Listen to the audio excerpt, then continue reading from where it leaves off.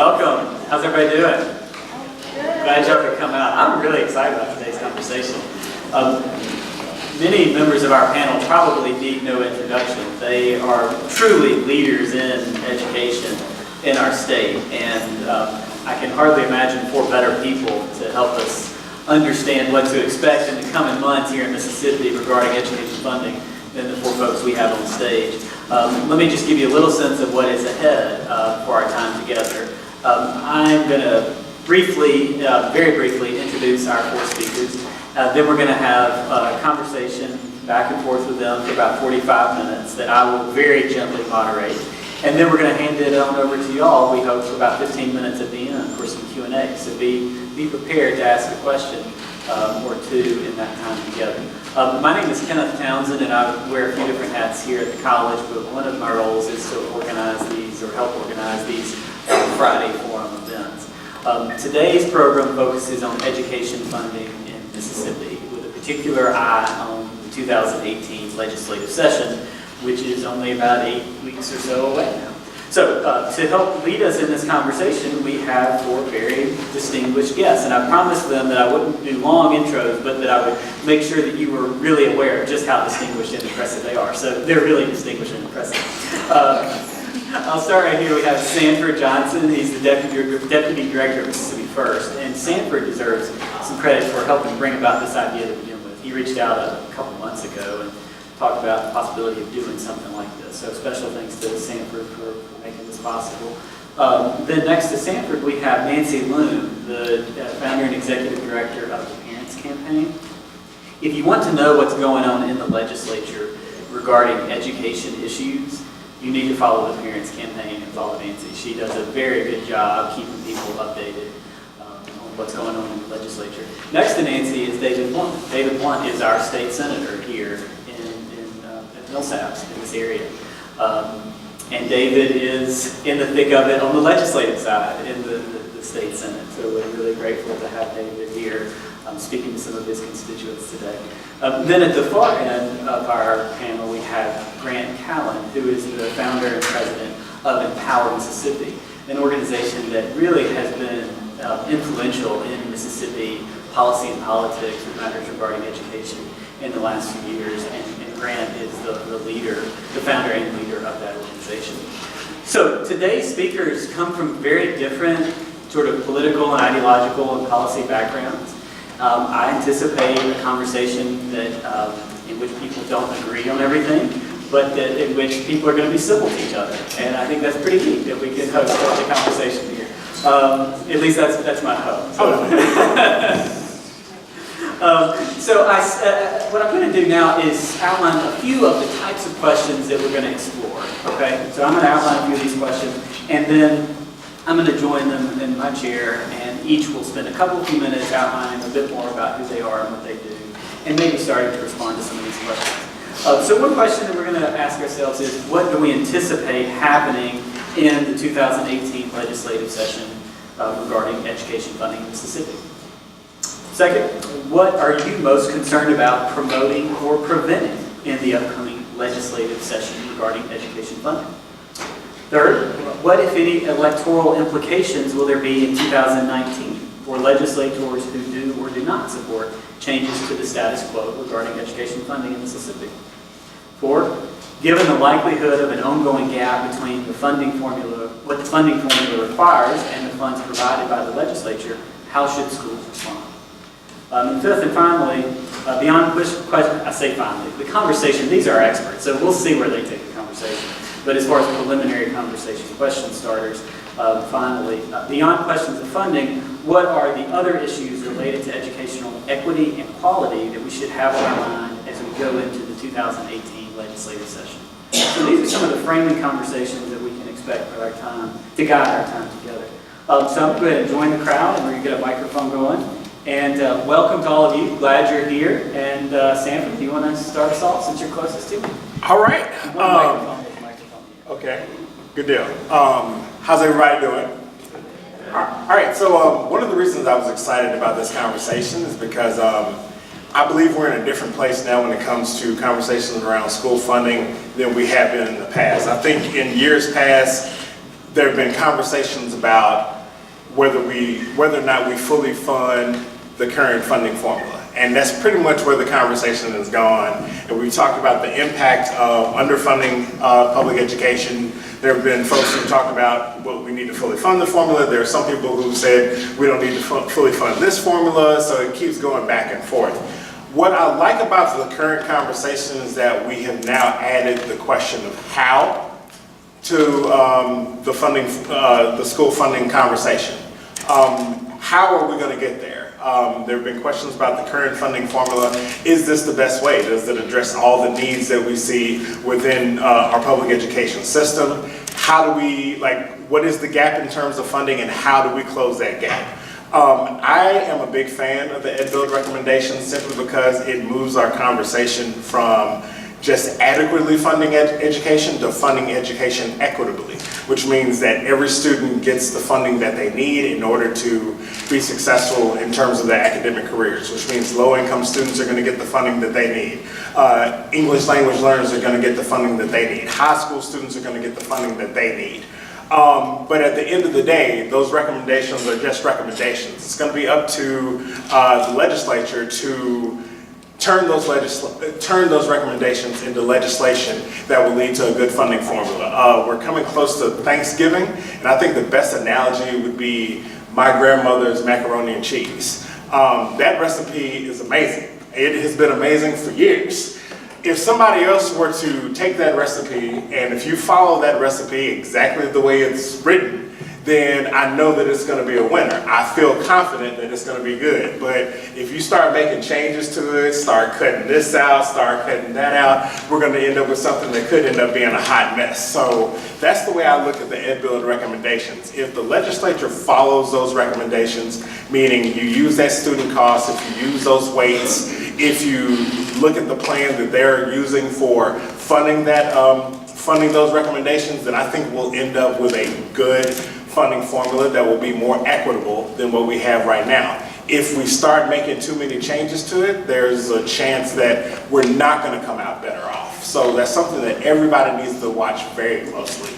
And that's why I'm glad that we're having this conversation right now. So we can talk about school funding in general, and then we need to have a conversation about what we need to be looking for when the legislature starts to meet in January.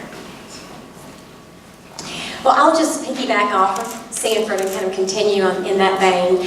At the Parents Campaign, we see public education and the role of government in education as contributing to the public good. That's why we ask taxpayers to contribute toward a system of education for all children, is because it's good for all of us. Everyone benefits when we have a better educated citizenry. Crime rates go down, economic development improves, the quality of life for everyone improves when we have a better educated citizenry. And so it's important that we make sure that those schools, the teachers and those students, have the resources they need to be successful. And so the formula is important. We believe that the Mississippi Adequate Education Program is a good formula. It was one of the first formulas in the country to address equity and to make sure that children across the state were getting the resources that they need. Certainly it can be improved, and there are some of the recommendations that EdBuild made would absolutely improve that formula. The multipliers are a good idea.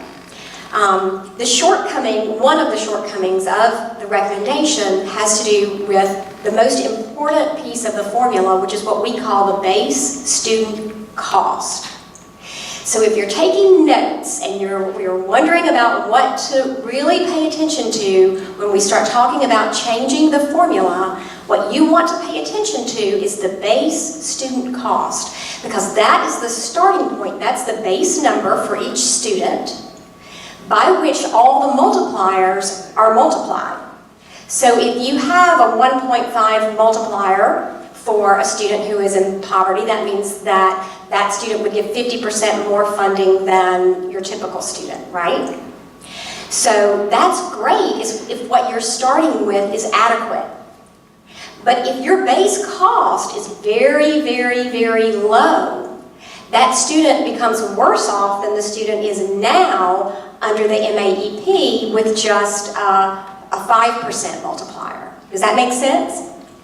So the problem with the recommendation that we have now from EdBuild is that it does not include a formula for computing the base cost. It recommends a number, but what that does is it means that in the legislation, there will be nothing written in as a formula that would determine what that base cost is. It would leave it up to the legislature every year.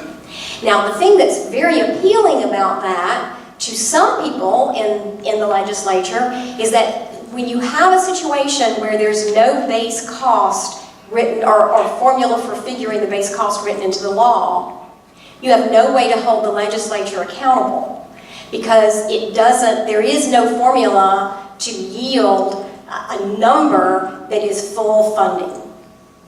Okay, so if we don't know what full funding is, I can't tell you how much your school district is underfunded, right? So whatever number the legislature decides to plug in any given year for the base cost is full funding by virtue of the way that that law would be written. If there is no formula in place there to calculate that base cost and therefore to have something that moving forward, because the law that provides the formula, if they put the base number in there, the legislature can just change that number in any year. So you don't have a formula that generates that number. And therefore, whatever they come up with is full funding. So they can pat themselves on the back every single year, no matter what. If they put in $1 as your base cost, they have fully funded that formula. So that is a tremendous shortcoming or at least potential shortcoming. We don't know how the law will be written, but it is something to watch for. And some in our leadership have said that they don't believe that the law should contain a formula that ties the legislature's hands on how they fund our public schools. We do think that we should have something in law that sets up a baseline for funding that is adequate to make sure that our public schools get what they need.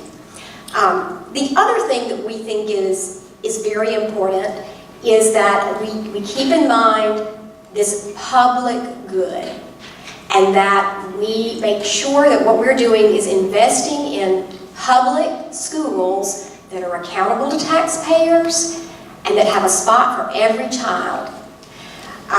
It is not appropriate for us to fund schools that reject students that they don't want to teach. That's not the role, that's not how our government should operate. And so we're also watching for any of that language in a funding formula or another bill that would take funding away from schools that serve the public good and send it to schools that pick and choose who gets to benefit from those dollars. My name is David Blount. I'm in the Mississippi State Senate. I live here in Jackson. I've been serving in my third term, represent Jackson, Byron, and Terry, and also serve on the Senate Education Committee. I'm very happy to be here at Millsaps. My father is a Millsaps alum, and I spent a lot of my early years and even some courses in college here on this campus. I know we're here to talk about K-12 education, but I want to quickly say something about higher education, and then I'll get back on the same page as everybody else, because I think this is important. It's something that I know about firsthand as the father of a freshman in college. We need to change the way, and I bring this up because some of y'all may be affected by this as college students. We need to change the way that we handle state financial aid in Mississippi. Most of the financial aid the state of Mississippi provides is merit-based. It is not need-based. It is based on standardized test scores. It is not based on a family's ability to pay for a child to go to college. And that needs to change. Most of the people who get merit aid in Mississippi to go to college are happy to get the money, but they're going to college anyway. And we have a limited amount of funds, and we need to direct those funds where they can make the greatest possible impact. And we have young people who literally cannot get, aren't choosing where to go to college, cannot go to college because we don't spend those funds wisely. And that's something I'm going to be working on, because I think all of us here, even though we may disagree on some issues, all of us here want to make K-12 education better, and all of us want more children to be able to go to four-year universities and two-year colleges and do what they need to do, and they need to be able to afford it.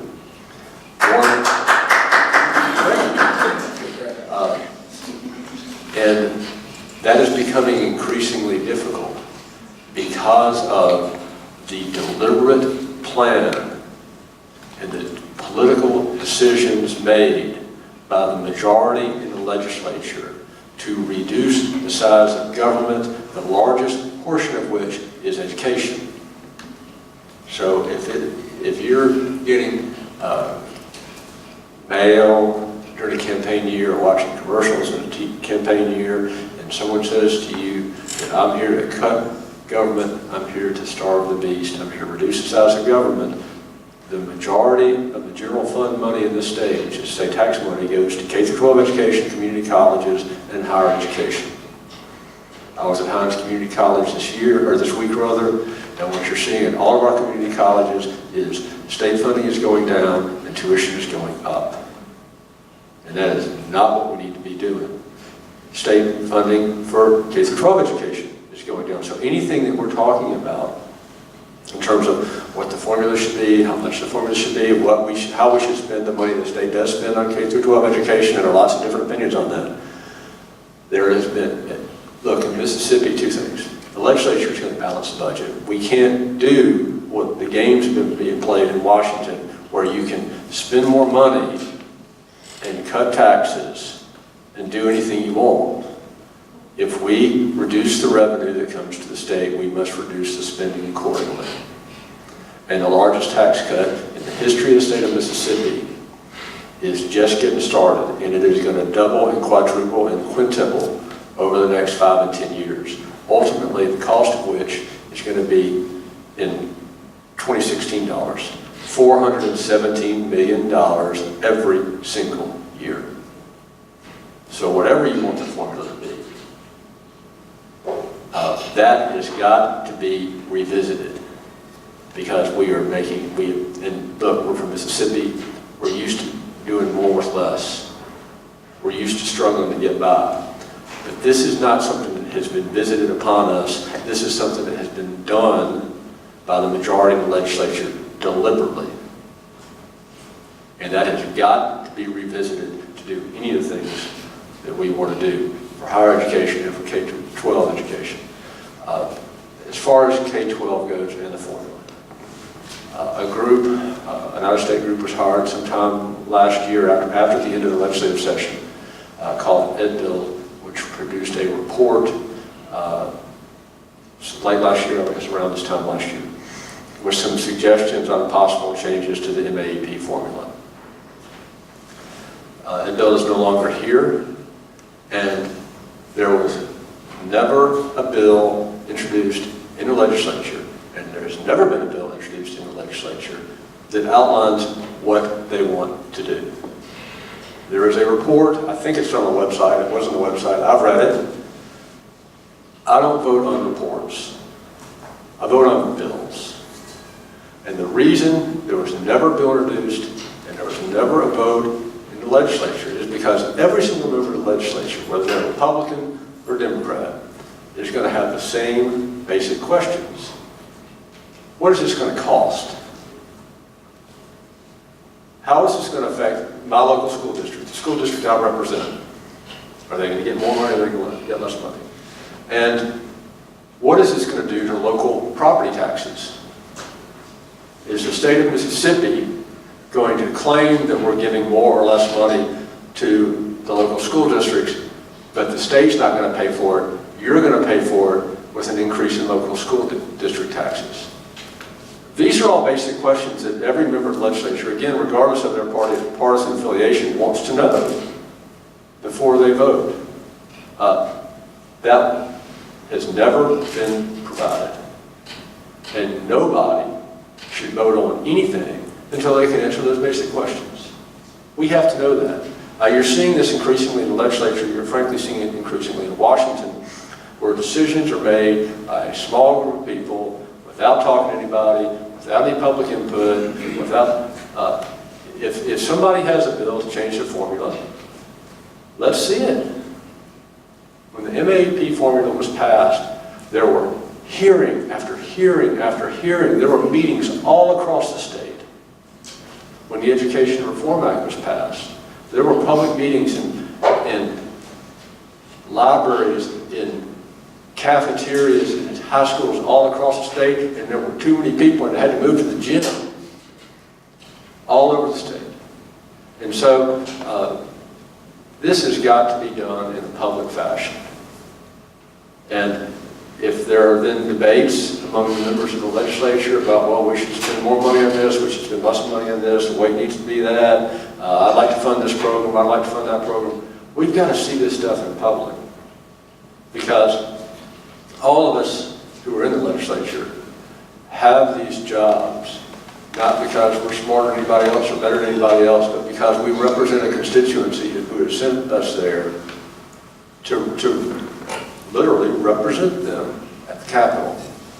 And so if I've got something that's important to the state, and obviously funding K-12 education is one of the most important issues we're going to face, I don't want to just decide what I think is the right thing to do. I do my best, but I've got to hear from the people. I mean, I work for the people who I represent in my Senate district, some of whom are here, and thank you for coming. But that takes time. That takes time, and you've got to put it out in public. You've got to hear. We need to hear from parents. We need to hear from teachers, superintendents, the business community, everybody who's affected by it. So that's what I want to see in the upcoming legislative session, if anything is going to happen. I don't know if anything is going to happen. At the end of the day, if there's going to be a change in the formula, it's going to be one of two things. It's going to call for more money, and we're not funding the formula we got, which is just, the formula is just fine. Or it's going to call for less money. So, which is it? Put it out there, let's have a public debate, let's have a discussion, and then we can make the votes that best represent the views of our constituents. Thank you. Thank you. Delighted to be here, glad to have this conversation on an issue that is so critically important and is so timely. You know, all of us read the Ed Build report when it came out.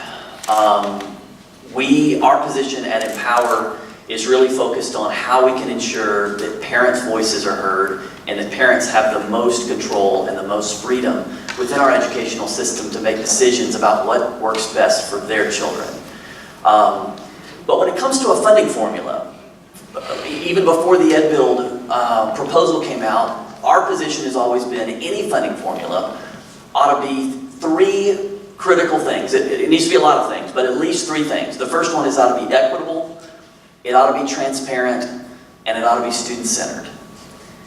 And I can certainly tell you on those 3 points, MAEP, the existing funding formula, fails miserably. It was created at a time when one of the reasons it was created was initially to stave off lawsuits about equity. And I'll tell you on that front, it has been successful. There haven't been the lawsuits over equity that we expected, actually until recently. But there are some really key points in the existing formula that make it completely unequitable. A couple of those are, it's largely based on teachers instead of students. There are pieces of the formula that are student-centered, but there's big chunks of it, particularly related to special needs, where it's not student-centered at all. It uses a 5% weight for at-risk students, which they define as the free and reduced lunch program. Most education experts on both sides of the aisle would tell you a 5% add-on for low-income students is not nearly enough. You know, the existing formula had hold harmless provisions where certain districts, regardless of their enrollment levels, Their funding stayed the same, even as their student enrollment declined increasingly. So we've got districts where we have been funding students in those districts for years, where they don't even go to school there anymore. That's not equitable. And that's just one of the pieces. Transparent. I mean, there is not, if Kenneth is right and we're some of the leading minds on education, which is debatable in this state, I can tell you none of the four of us could explain MAEP in a way that you all can understand. Nobody in the state understands this formula, can explain it to teachers, nobody can explain it to principals, nobody can explain it to superintendents and educators and parents. I mean, it is the most complex, confusing, perplexing piece of public policy I think this state's ever put together. And part of that is not just that there's only a few people that can understand it, it's that it's really impossible to predict and to plan and to understand what funding is going to look like year to year for district over district. And it's certainly not student-centered. You know, there are parts of the current formula that is student-centered, that's based on the number of students. But there are big chunks of it that we fund, or big chunks of education spending that we spend as a state that's outside the formula. There are parts of the formula where we spend based on other indicators, teachers, resources, projects that are not student-centered and don't take into account the individual needs of students. So the current formula is broken. It needs replacing. Then it's a matter of what do we replace it with? Well, like most of the folks on this panel, I think Ed Bill had some great ideas, and I really liked a lot of them. You know, we withheld sort of final judgment on a new funding formula because we, like everybody else, would like to see what's in the legislation. If the proposal should be transparent, the process to get that proposal enacted ought to be transparent too. There's no question the last year and a half discussion about education and the funding formula hasn't been a transparent process, but it ought to be. But the proposal that Ed Bill put forward had a lot of great ideas that would make it more equitable, that would make it much more transparent, and would absolutely make it more student-centered, because it's based on individual student counts, individual student characteristics, the needs of those students in the district. But let me make this other point, maybe sort of stepping back from the kind of in the weeds of what the formula looks like. Most of this debate about a funding formula, and a lot of the debate within education, is about how much we should spend. And while I would say that's an important point, which has been largely misunderstood in this state about how much we spend on education, what matters much more than how it's spent or even how it's distributed is who controls it. And one disappointment that I have from the recommendation of Ed Bill, which I just think they didn't go far enough, is to really make some recommendations about who controls funding. And I think there are two key components that we must remember when we talk about who controls education funding. One, we want these decisions made locally. Parents, let's start with principals, local school leaders in communities, teachers ought to have the most say over how education dollars are spent. They know their community, they know the needs of their community, they know their schools. If we're going to allocate funds based on students, we've got to also give local communities the freedom to spend those students as they see fit to make sure their students' needs are being met. But even that is not far enough. The next step is to make sure that parents also have control of how education dollars are spent on their students. And that's a critically important piece. No one is more invested in the outcome of our educational system than students and parents. And if parents see that their child is not being well served in the setting they're in, they must have the freedom to move that child to a better public school, a charter school, a private school, and let the funds follow their child to make sure those funds are accomplishing what the legislature intended, which was to make that child have access to a great education. We must have local control, and we must have parent control, And those are the two components that I think are probably missing in large part from the current conversation. Otherwise, we like a lot of what we've seen in that bill. Great. I think we've got a lot that we can build from here. So before we, I think some of Grant's last comments might make for some good back and forth in just a moment. Before we get to that, I tried. Yeah, right. Sanford's got his popcorn getting ready. Before we go into that, though, I think in some ways Grant posed a bit of a challenge to maybe his fellow panelists regarding the inscrutability of MAEP. For better or worse, MAEP is the law of the land at present. And not to put anybody on the spot, but I want to make sure that the rest of your panelists here have an opportunity. In a minute or two, does anybody feel like they can provide an overarching overview of what MAEP does in the way that Grant seems to think is kind of hard to do? Nancy's nodding her head, so maybe we can all be educated.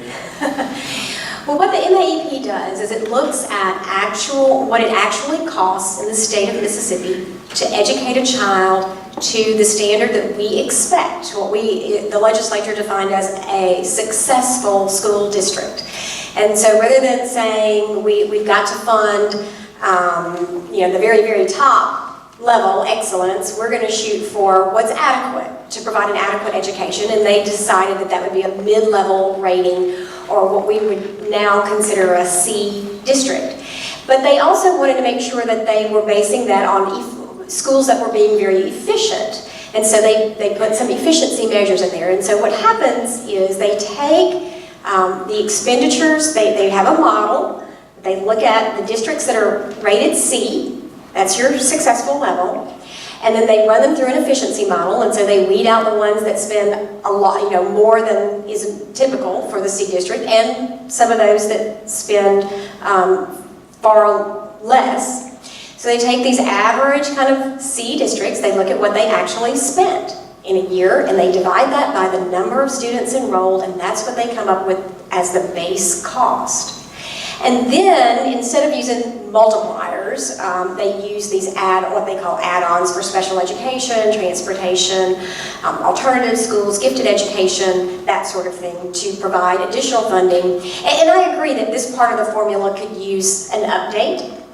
Because what it does look at teacher units that are required. So they look at the children with special needs who have individualized education plans and programs, and they look at those and they say, okay, how many teachers are needed in a given district, maybe in the Jackson Public School District, to provide for the children who need self-contained classrooms in Jackson and those who have other learning disabilities, and that's called the Child Fund. So they decide how many teacher units are needed, and that is how special education funding flows to districts.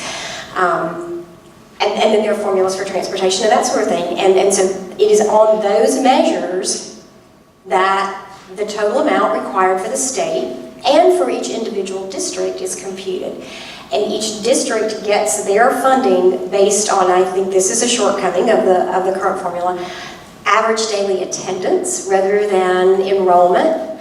And so it was a way to keep costs down so it wouldn't cost the state as much.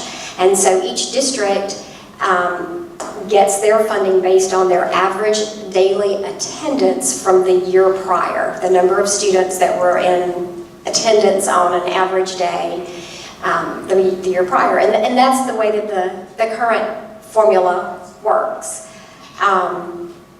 It's really not overly complicated. In fact, it's far less complicated than the way that EdBuild actually came up with their base cost for the reason that theirs is simple is because they don't recommend that formula be included in the law. They just recommend these multipliers, which is a problem. But an important thing to remember is that what is really important to students and to teachers and to parents is that the children or the schools have enough money to provide a good education for students. And all of those decisions about how that funding is spent, all those decisions are currently made at the local level by your local school boards and your principals and your teachers and your administrators.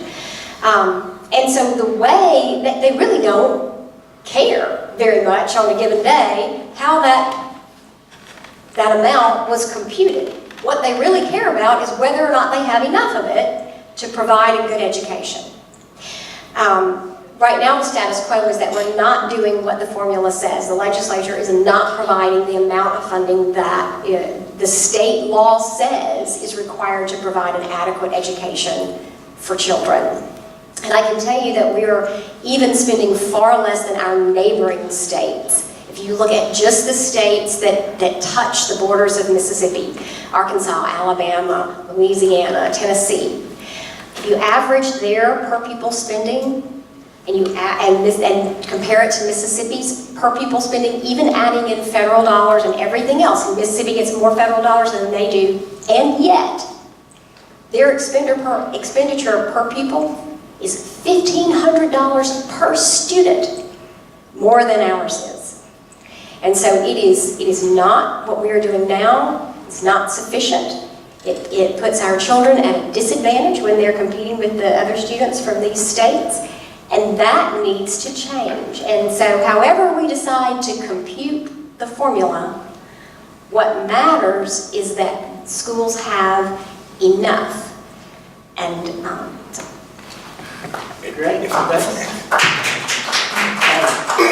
what I would add to it, from my understanding from the Ed Build recommendations, they calculated the base student cost as being $4,840, and that was based on looking at current spending within the state. And they also looked at spending across like national averages around spending based on instruction, based on administration, based on facilities, based on a lot of different things. So there was a process that they came up with. Like they didn't just pull that number out of the sky. Like they actually came up with a process to do that.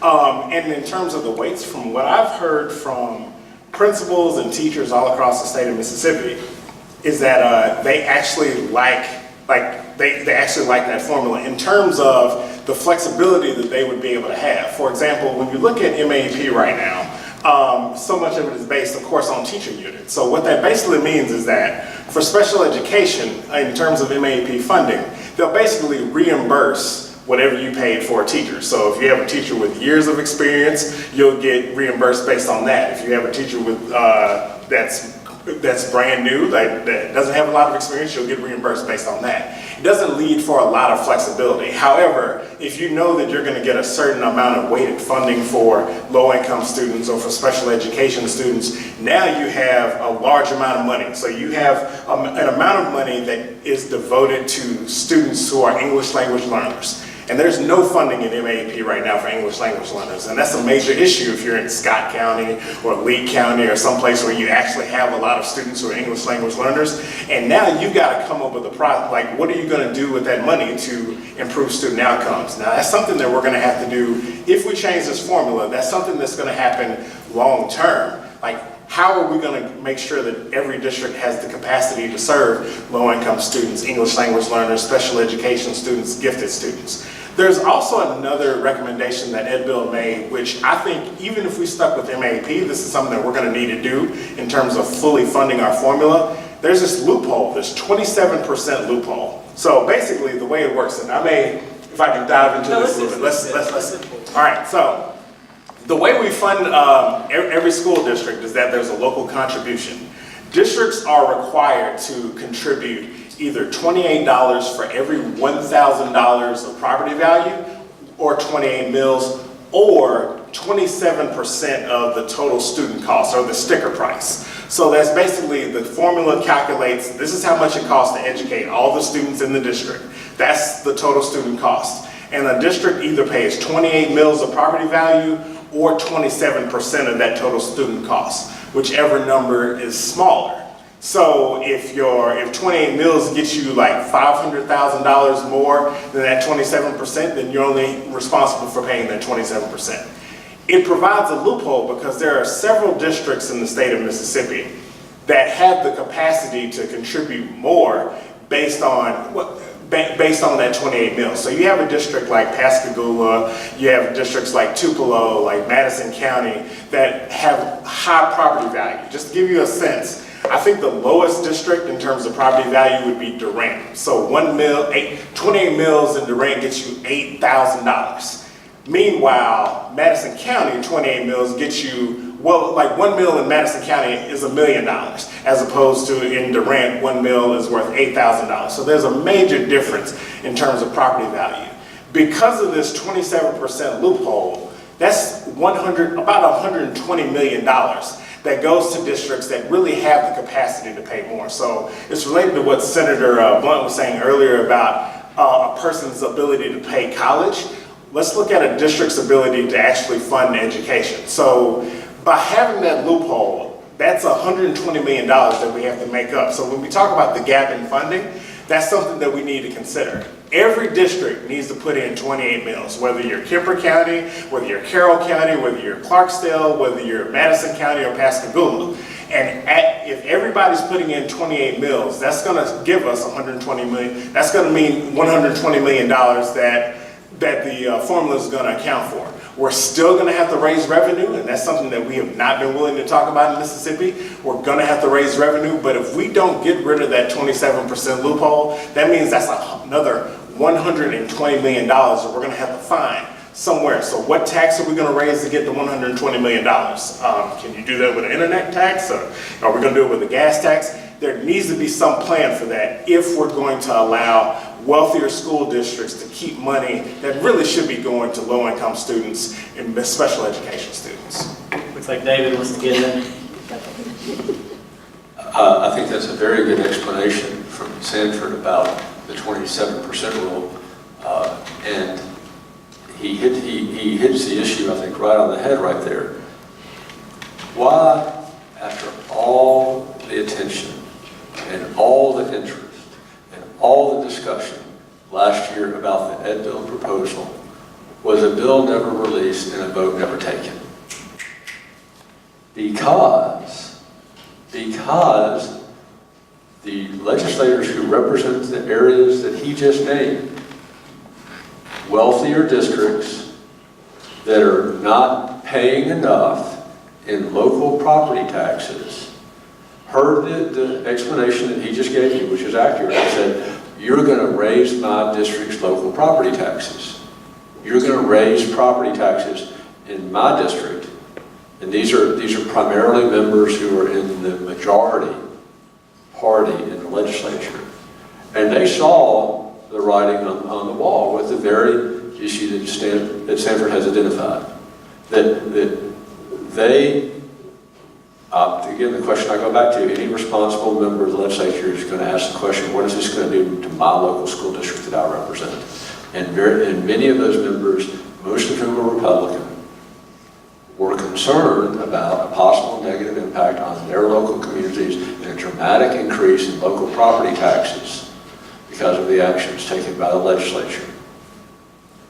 And that's why we never saw a bill and there was never a vote, despite all this massive public interest in this important topic.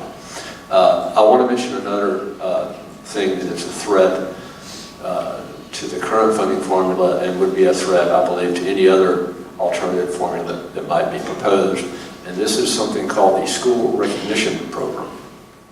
The School Recognition Program is a scheme devised by the folks in charge of the legislature, which essentially takes money out of the MAEP formula, which is based on adequacy, which means enough money, and equity, which means everybody gets at least a fair shot. Not everybody has the same amount of money, but everybody's going to get at least a fair starting point.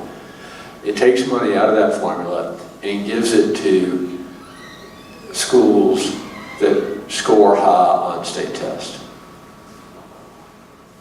And so there are always outliers, but generally speaking, it is a documented fact that scores on standardized tests track pretty closely to income.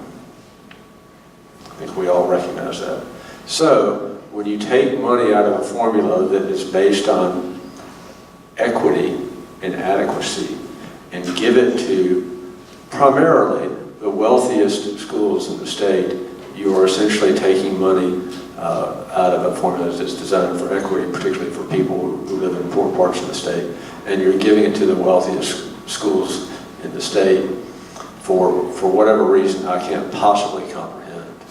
I think anybody would tell you that it requires more resources and more attention, more effective management to educate children who grow up in poverty, who don't grow up with the advantages probably that most of us grew up with, and books in the house and parents who have gone to college after high school. It takes more. But we're doing exactly the opposite with this school recognition program. It's a terrible program. That money needs to be put in, any formula can be improved. I think Grant and Nancy, everybody here has identified things that could be improved with the current formula, but whatever the formula is, we ought to stick to it. And that program is just put your thumb on the scale to reward a few select parts of the state, and it needs to stop. Great, thanks. We're about at a point where I want to open the floor up to our audience for Q&A. Unless, did you want to weigh in on this particular? Well, let me make one point, and that is the democratic process is messy, and it's always been this way. And I think to the degree that we didn't get a bill last year, and to the degree that the 27% rule was one of the reasons that didn't happen, is because the democratic process worked. And there is this discussion going on between regions of the state and high wealth communities and low wealth communities, and back and forth about how do we do something that's in the best interest of the entire state and not just my district. But the same is true about the democratic process for the right and the ability of the legislature to appropriate money. So one of the things that Nancy brought up a couple minutes ago was really an attempt by a lot of folks to bind the legislature to a certain amount that they would have to spend every year, whether they had that money or not. But it's interesting. I mean, there have been great debates about that issue. Can we force the legislature to spend a certain amount of money based on what the legislature said in '97, based on what the state constitution says, based on lawsuits, based on anything else? Can we bind the legislature? Well, about 2 weeks ago, the Mississippi Supreme Court ruled in an issue basically about this issue. I mean, a ruling, a case about this issue, unanimous decision, and I'm reading from it because I have it here. Quote, "The power to appropriate the state's financial resources belongs exclusively to the legislature, not the judiciary." So at the end of the day, even the most thought out, well-organized, equitable, transparent, student-centered formula, you can't bind next year's legislature and the following year's legislature by how much money to spend. The democratic process is we elect them, and you guys have the ability to appropriate our tax dollars the way you see fit. And they can come back the next year and they can adjust the base student cost. They can come back the next year and they can decide we want to give low income more than special needs. They can come back the next year and switch that around. So all we can do is make sure our legislative leaders hear from us. They know what we want. Parents are involved, communities are involved, schools are involved. And then let's have a transparent process to get the best formula we can. Quickly, and I know we want to get into questions. There are a few examples I can think of where if the state does not fulfill its basic constitutional responsibilities, you're going to be told what to do. If you live in Jackson, you've got a consent decree for your water and sewer right now. If you were a child in foster care, where literally your life is in the hands of the Department of Human Services of the state of Mississippi, and children are dying, and the foster care system loses children, you are subject to a lawsuit, and the court will tell you, Governor Blount has been a real leader in this, in fixing this system. You're going to change your foster care system. You're going to improve your water and sewer system because you're poisoning the Pearl River. So I certainly agree with Brandon. I'm not an attorney, but obviously those decisions are going to ultimately come down to the legislature. But the Ayers case is another example. After decades and decades and decades of the state not funding our historically black colleges and universities at near the same level as our historically white colleges and universities, there's a court settlement where the state agrees that was happening, and we're going to make it right. So that's the risk, and again, that's why the MAP formula was passed in the first place. And any formula's got to have that equity component, or you are at risk of being forced to address some of these inequities. So anyway, that's all I got.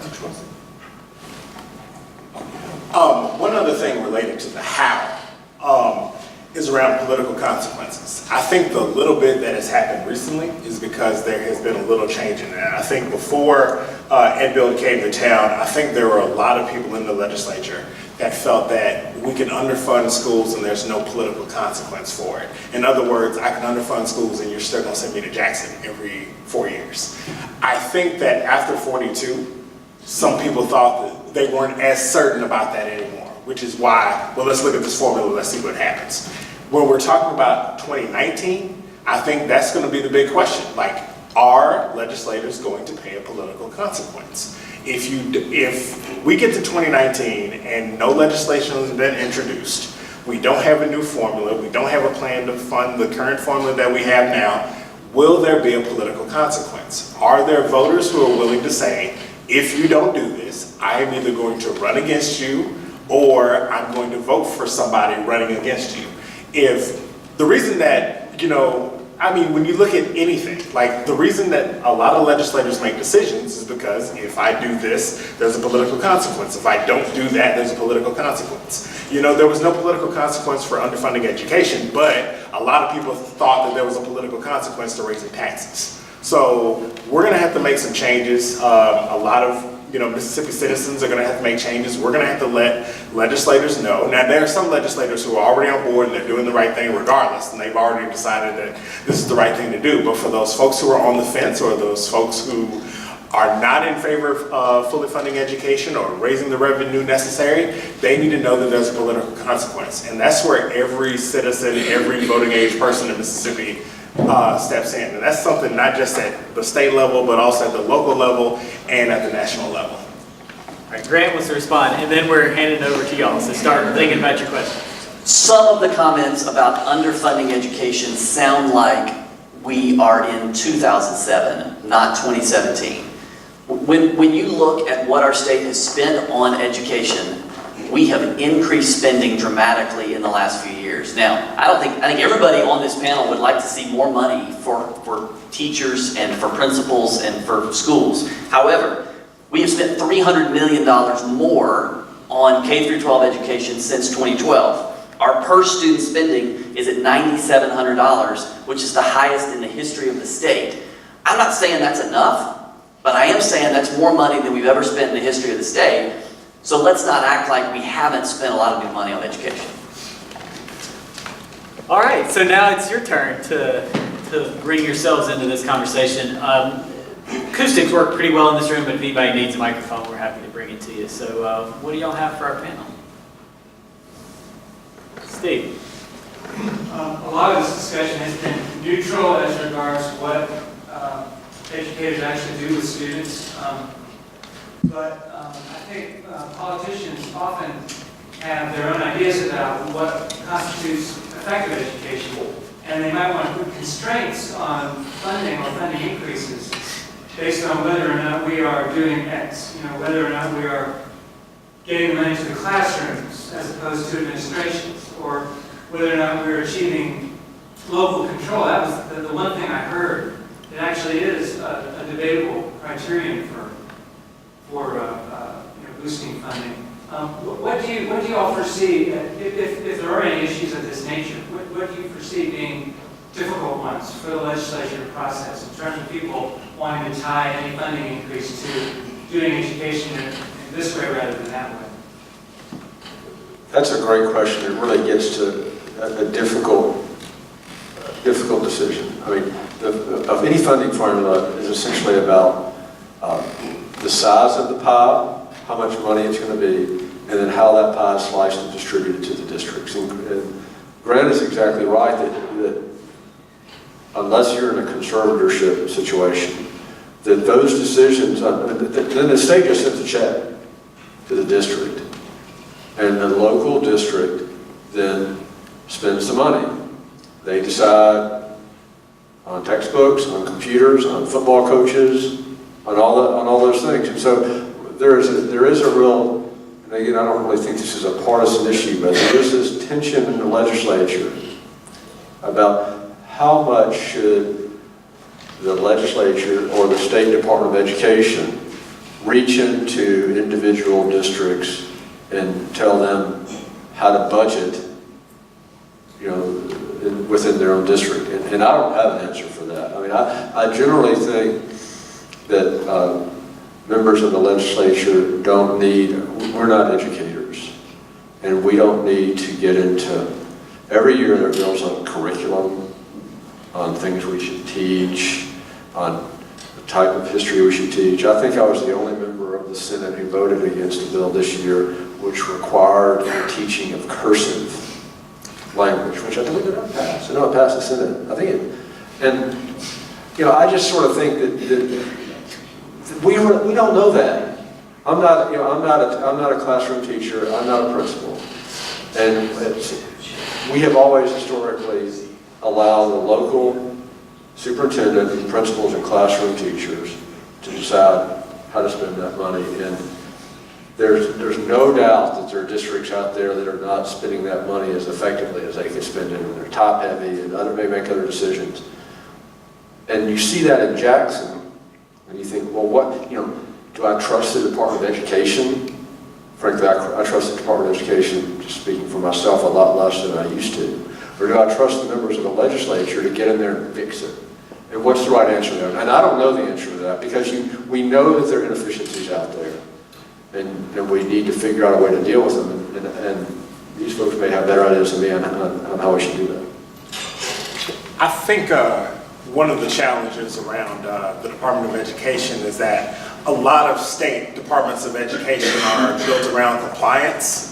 So we go in and make sure that we can check all the boxes, and what we need to do is transition to a Department of Education that's more about building capacity with our school districts. So if we're providing more funding for low-income students, then what are we doing to make sure that the districts have a plan for actually addressing the needs of low-income students? And you can do that for gifted education and several different things. So how are we doing that within our Department of Education is super important.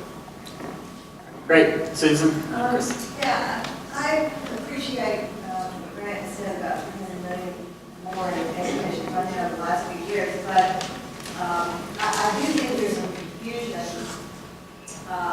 among the general public about what that means exactly and how that relates to where we are currently in our public education system. I'd like to because I believe the cumulative effect of underfunding is real, and I think that's part of what we see in Jackson Public Schools now. As a Jackson Public School parent, I watched my school district being underfunded year after year after year after year. I was in those schools day in and day out. I saw it with my eyes. I saw the difference it made for our children. And so I think it's important that the public know not only that we've increased funding by $300 million over the last few years, but the real consequences of cumulative underfunding. And am I right about that? What do you have to say about that? And that's a question for anybody. Right? Sure, and I appreciate that. I think I would say part of this is we are dealing with, as Senator Blount said, we can't print money. So at some level, we have a certain amount of money to spend in this state, and lawmakers have to decide how to spend it. And when you look at in fact, Ed Bill did this while they were here. They looked at, we're a poor state. But one of the things that came out was they said for every $1,000 in personal income, Mississippi spends 44 of that in schools, which proportionally to other states puts us 19th in the nation over other states. Again, I would love to be able to just print dollars and say we're going to do away with the Medicaid program, or we're going to do away with all the other things that we do in state government, and you're going to put that money towards education, but that's not realistic. What I don't want is for what I see a lot happening amongst education advocates, both in the legislature, in the nonprofit world, even some superintendents and school leaders, is that their constant mantra about we need more money is an excuse for not making the tough decisions to use the resources they have more efficiently. And I think Jackson Public Schools is a great, it's a sad example of, certainly there are lots of other challenges, but There are a lot of places where funds are not being spent in the ways that will meet the needs of students best. And that's something we've got to address. And lawmakers have to deal with, we have a limited amount of resources. How can we make sure money, what we have is spent the most equitably, it gets to the classroom? And let's work for more money, but we only have what we have. And let's spend what we have better. I'm going to intercept this person. We only have what we have because we chose to cut taxes instead. And we are going to be a poor state forever if we don't decide to educate our children well, all of our children. It's a chicken and egg thing. If we wait around until our legislature decides that we have enough money to educate our children well, we will never have enough money to educate our children well. And as far as whether or not we're doing a better job or a good job of spending what we have well, we spend so much less per student than most other states, even though all research will tell you that it costs a lot more, significantly more, to educate children in poverty. And Mississippi has more children growing up in poverty than any other state. That tells you we should be spending more than any other state per student, and we are spending far less. And yet, when you look at our national test scores, Mississippi is improving our national test scores at a higher rate than any other state in this country. We are #1 in improving our national test scores. Now, we started out way behind everybody else, but we are closing that gap. And I'm going to give you an example of the significance of this poverty factor. In every single state that takes, well, all states take the national test, and in every single state without exception, on average, children who grow up in poverty have lower test scores than the children who don't grow up in poverty. That's universal. And the national test score site will let you disaggregate that data, and they will let you look at, by state at the average test scores of poor kids and the average test scores of non-poor kids. So let's talk about 4th grade math. If you look at our 4th grade math, the most recent scores that were released were 2 years ago in 2015. We haven't gotten ours for this year, for 17 yet. Look at 4th grade math. Overall, Mississippi ranks 47th in the country in 4th grade math out of 52.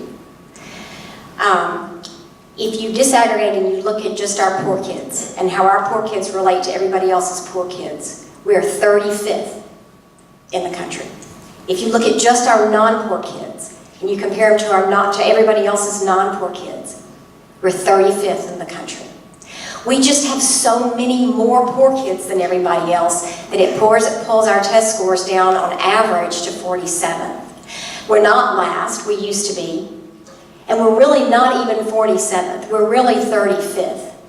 And we're doing that with less funding than just about any other state provides their kids. It is a disservice to our teachers and our students to suggest that they aren't doing good things with that funding. They are.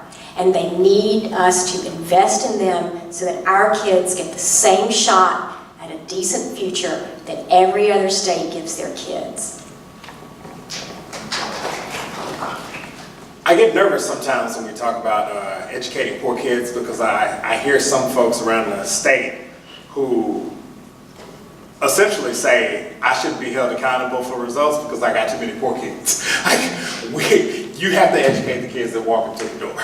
So let's figure out what do we need to do to make sure that low-income students are getting the education that they need.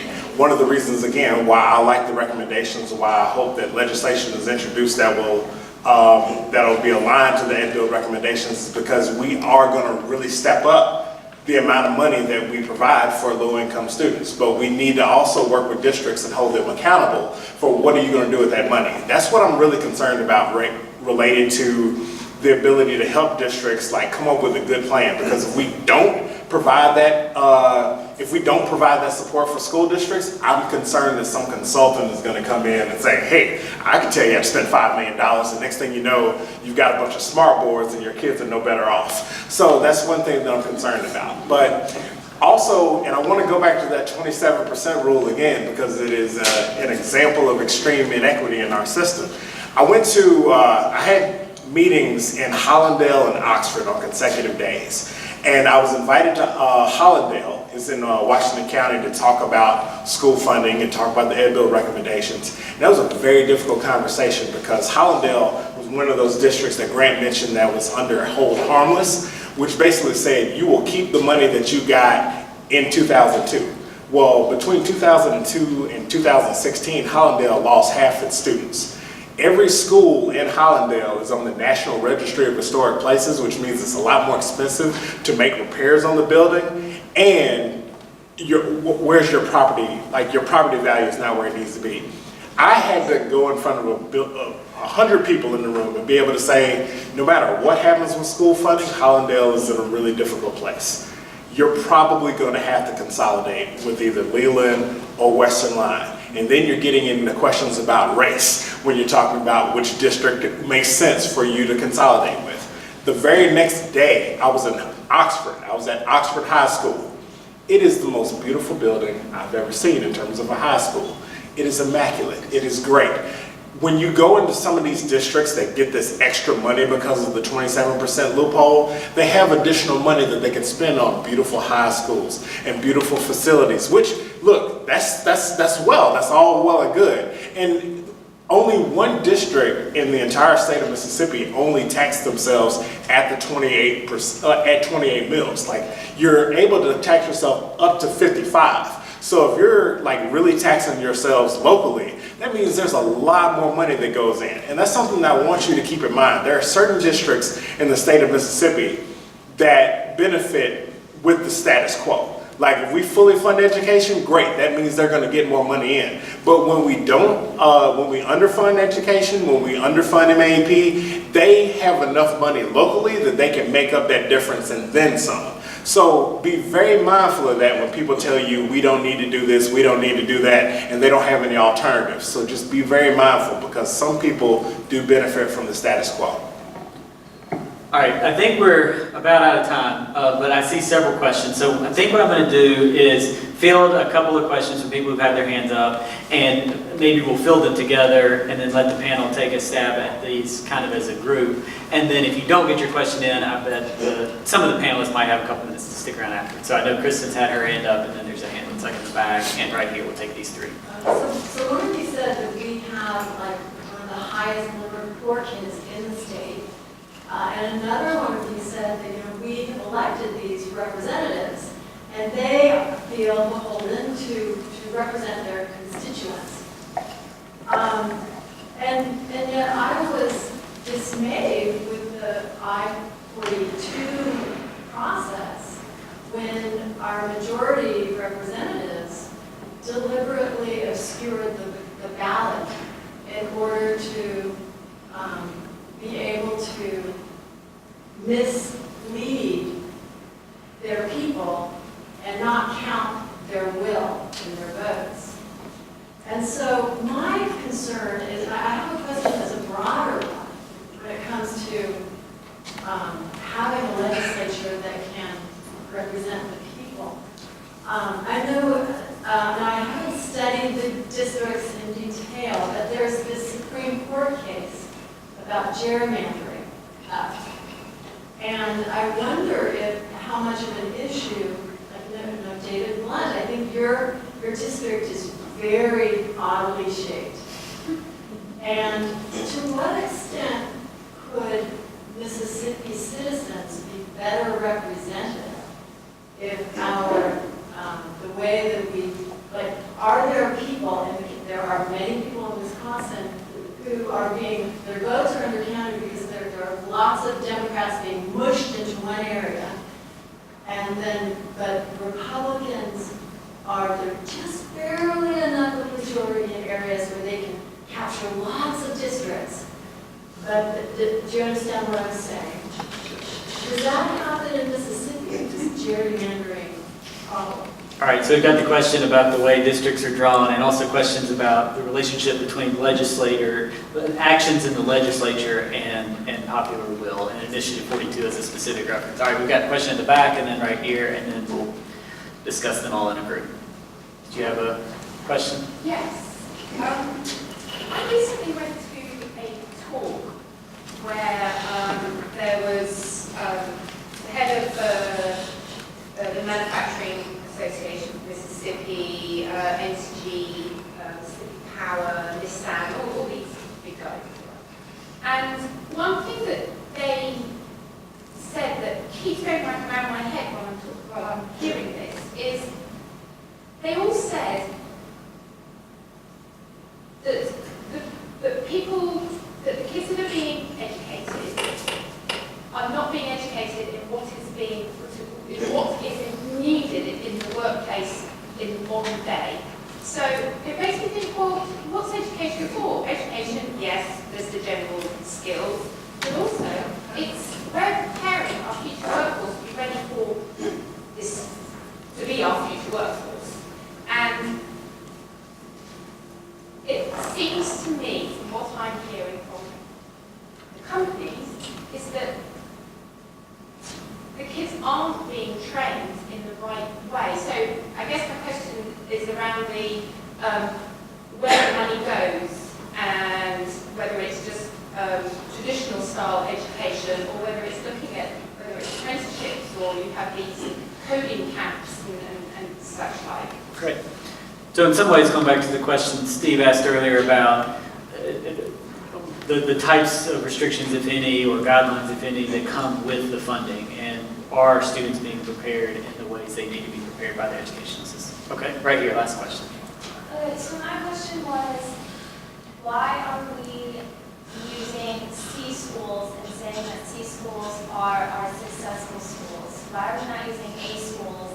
Because that's what I'm assuming that maybe all of these other higher states are doing. They're using our A schools. Why are we using our C schools? You wouldn't go to a restaurant that has a C in food and safety. You would go to one with A. So why are we saying that the C schools are our successful schools and we're basing our money off of how they're doing? Okay, great. So we've got three final questions. One has to do with democratic processes, relationship between popular will and the legislative action, preparedness of our students as they enter the workforce, and then does it make sense to have C schools as our models? All right. This is like the, what do you got, the flash round or something? Yeah, it's like speed dating. This is for fast money. I'm But gonna the fact that everybody is still here for the most part, I think means that they're kind of interested. So usually if you go about 5 minutes over, people start leaving, but most of y'all stayed, so I guess you don't mind us going. I'll be real quick. I'm going to defer to Nancy on the final question regarding why C districts for use in the formula. As far as workforce training and whether or not students are getting the education they need to enter the workforce, to me, one of the greatest things we have in the state is the community college system. And the community we have almost 45% of adults out there who are not they're either dropped out of high school or are not actively in the workforce. Those are the people who need to fill those positions, and the way to do that is through increased investment in the community college system. And then the first question goes, redistricting. Is there gerrymandering? Yes. The question, or the case that Kristen references comes out of the legislature of the state of Wisconsin, which is going to be heard by the United States Supreme Court. And this is really the first decision that, I don't know what the court's going to do, but this is really the first time the court is taking on the decision of, is there such a thing as a map that is too in favor of one political party? Historically, the courts have not entered into that question. Historically, the courts have let the legislative branch decide that, but the case in Wisconsin was so egregious, where you have, and you see this in other states, you see this in Virginia and other states, where you have, if you add up all the total number of votes cast for the legislature for the Democrat, and all the total number of votes cast in the legislature for the Republican, you have one party that gets by far the most number of votes, and the other party's in charge, and how can that be? And so that's what some of the Supreme Court's going to have to wrestle with.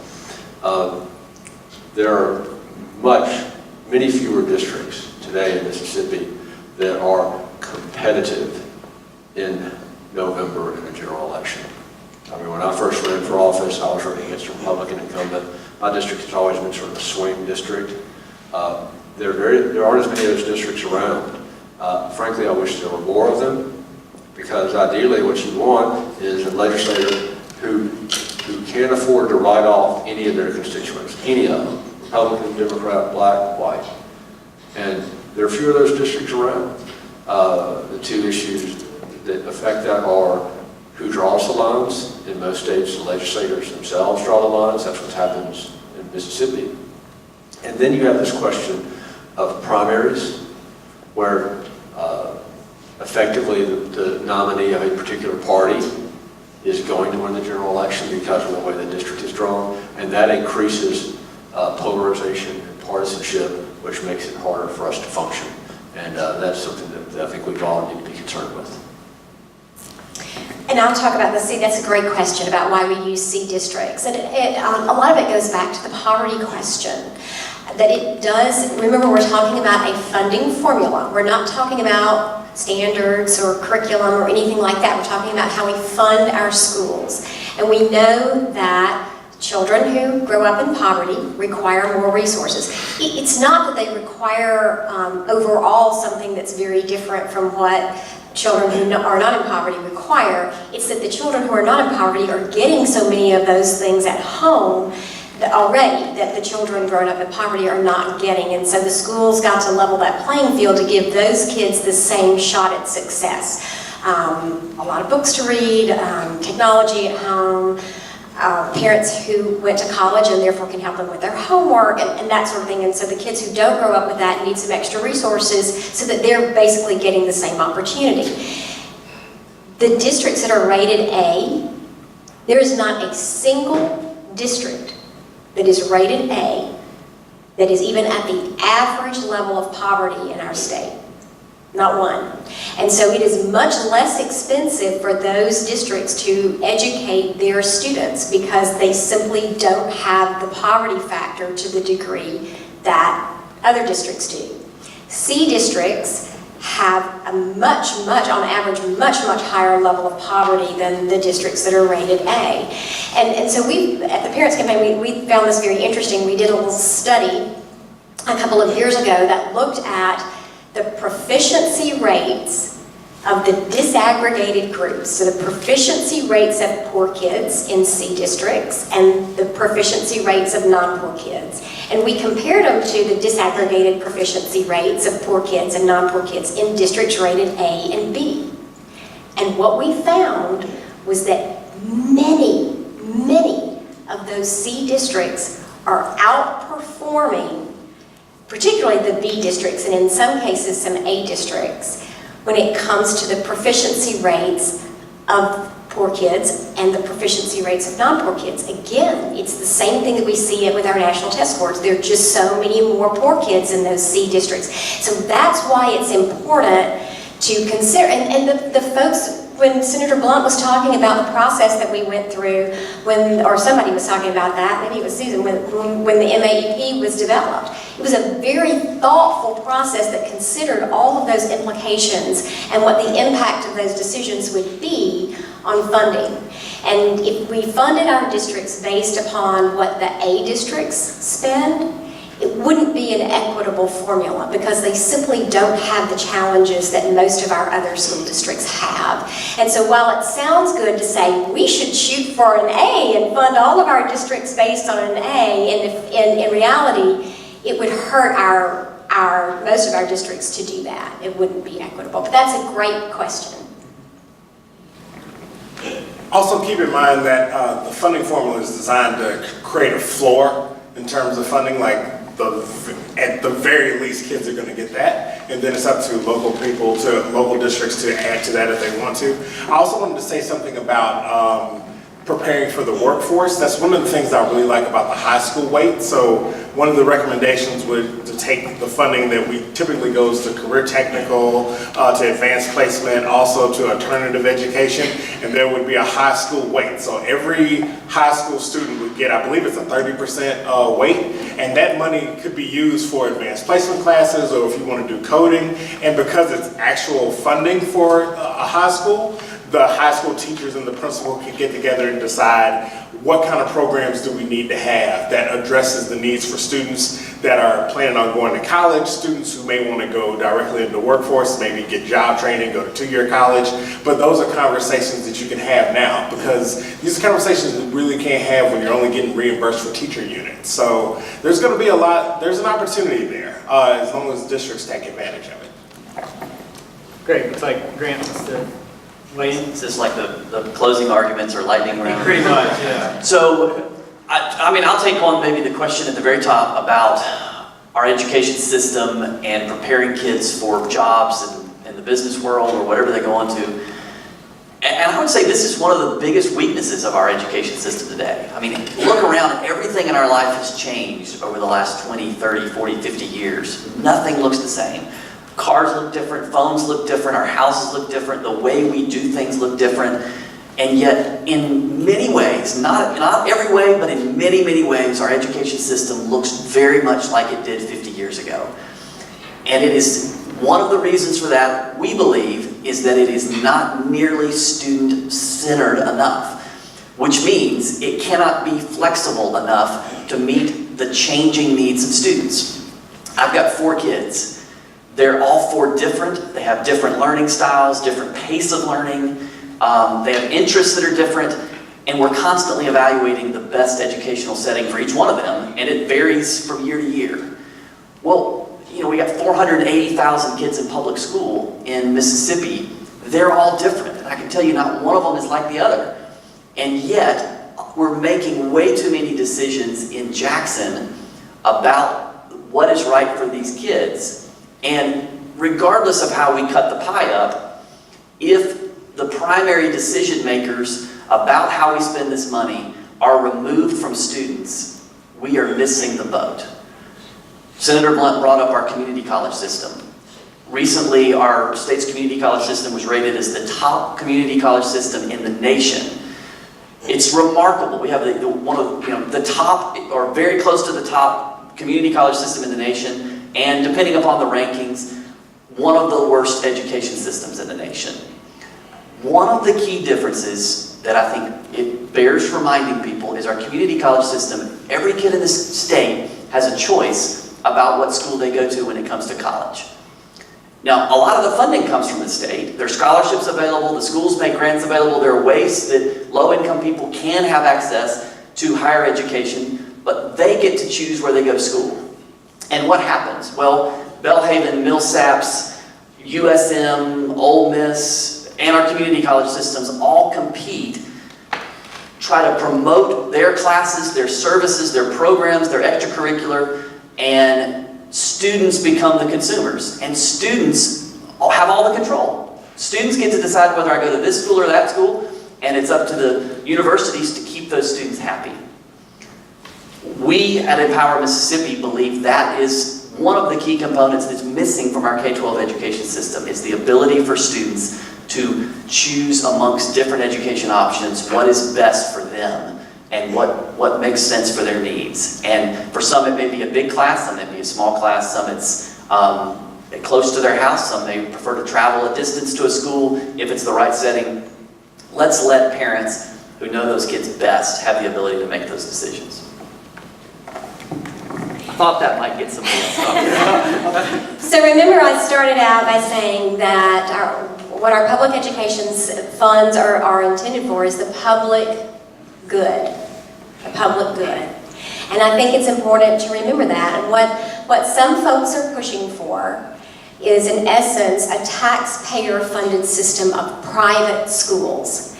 And they want families, taxpayers, they want families to pay for that system of private schools, families who might not ever be allowed to attend those schools, because the schools get to choose who gets to come and who doesn't get to come. And we oppose that. We think that public funds are for public schools where there is a spot for every child. And when we ask the question of those private schools that they want the taxpayers to fund, when we want to know what they're teaching in those schools, the quality of education that's being provided in those schools, they tell us that's none of your business. We're private. And they don't want to participate in the same types of assessments that everyone else, that the public schools participate in. They don't want the public peering into the way that they educate children. Certainly parents have a right to choose. Every parent has a right to choose. But they don't have a right to ask taxpayers to fund a system of private schools that exclude the students they don't want to teach. Those funds are for public schools. All right, I think we could have I think what we need to do is have an upcoming debate between Grant and Nancy, because I can see this going backward. We're currently 28 minutes past schedule, so I think I am going to go ahead and cut it off now. But before we go, let me just say what I'm hoping all of you are feeling. Isn't this neat? I mean, this is really cool. Thanks for our panel for coming out, sharing your thoughts, your expertise, and giving us some insight about what's happening. Thanks to y'all. And if you have any final questions, maybe you can snag our panelists before they get away. And sorry to Grant, you didn't. That's